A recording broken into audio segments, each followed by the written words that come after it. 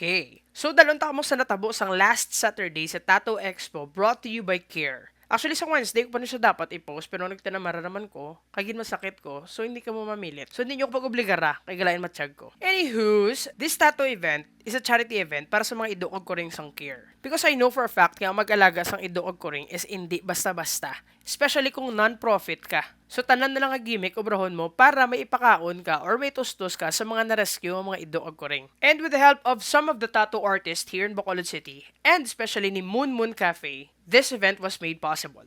May banda, may drag race, may drag show, syempre may tatuanay. Kagabudlay, wala magpatato sa damot tao. Kabisan ka sakit na ginagwanta mo, hindi ka magkuriit. And syempre, hindi ba dulang mga raffle prizes, kinang ginay may dala ka puli. And sa mga wala pa kabalo kung ano ang Care kag sino ni sila, interviewhan to subong ang Public Relations Officer sang Care. So we're here with the Public Relations Officer sang Care for, ano ganun meaning kasi?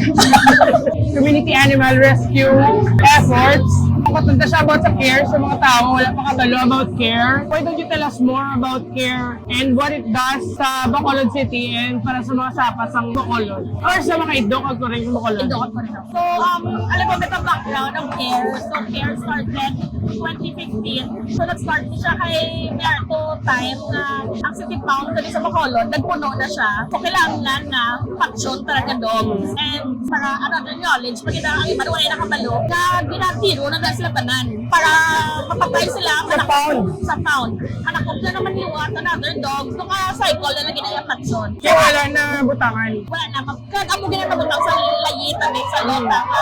Once ko puno na, ang amon president and founder, Ms. Carol Kia, nag-step up siya, kagikwato para ng mga idong palaksyon and gindala ko Which is how many? Hindi lang ko sure sa exact number sa mga tukotan. Ano yung year? 2015, 2016, mga muna. So, gitwa niya tukanan sila, gindalaya sa iya may cutlock sa magsilingan. So, para na sa mga shelter na to. So, ang shelter sa Care, as of now, has, I think, 80 plus dogs. 80. Yes. And 30 cats. So, doon lang ang shelter, kami shelter. Pero kami sa may Mandalagan, pero gamay lang na ang shelter. Yeah. Halos kanan, ginada sila, mga victim of animal cruelty. Abandonment, number one. Ginayaan mga kabayan sa mga owners na nila nga na sa dalan ito. Pero halos na lang ginagay sila mga critical na bilang ang mga kondisyon ang ginapangkuha na namin. So, hindi basta-basta lang nagakuha lang ang stray dogs, ang dalon na. So, mga kailan lang ginayatulik ang ginapangkuha na namin. And subong, ako na ang ginahimo namin, ma-rescue kami.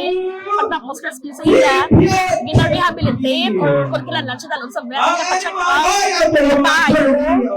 Once maayo na siya, pwede na siya ready for adoption na siya. So, paano nyo lang sila sustentuhan ng tanan niya pets? As Care, kay Non-profit siya eh. non-profit and NGO kami. Rely lang kami sa donation lang din. And kabalota, ang reality, hindi niya prefer ni donate, hindi niya prefer ni donate. So, hindi pwede nga, kung wala donation to, magkukuhan sila.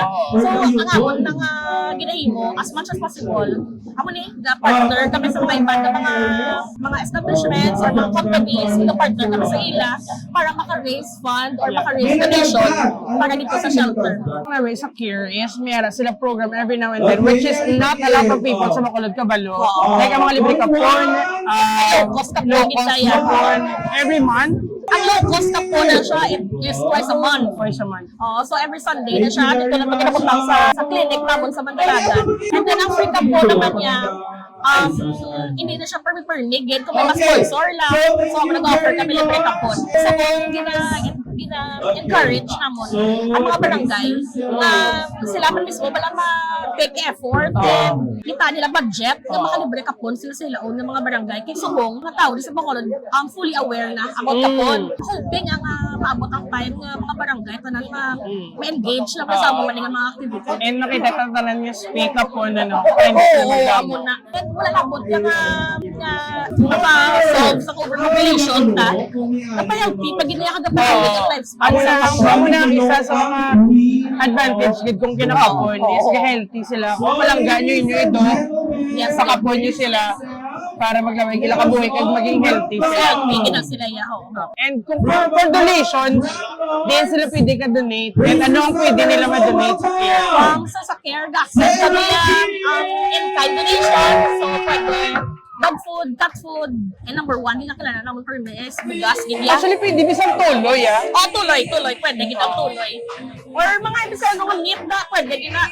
Dayo na muna, number 1, gina bugas, ya. Kaya ang ginakulang, ita sa bugas. Kaya kamon dog sa shelter, twice a day nagkakaon. Sa morning, pa-dog food sila, sa gabi, pa-rice na sila. So, and then, kung ma-donate naman sila ang cash, kaya kami mga bank, kaya na sa among page, kaya na kaya nga ng mga bangko, kaya kami na Gcash, video, BPI, at may QR code, makabilang Para masako. So, well, thank you. Thank you. Congratulations. Yeah, that's it. Gina-invite naman ka lang. Kung hindi ka donate, at least mag-share lang ka mo awareness. Siguro. At para mas dapat pag yung makadalo, pati sa mga kapon, and about sa mga stray dogs, yung kakabayan. Thank you. Thank you. So that is it. Don't forget to be kind to one another. Don't forget to be nice to one another. And always smile at strangers. That's it for today. Bye.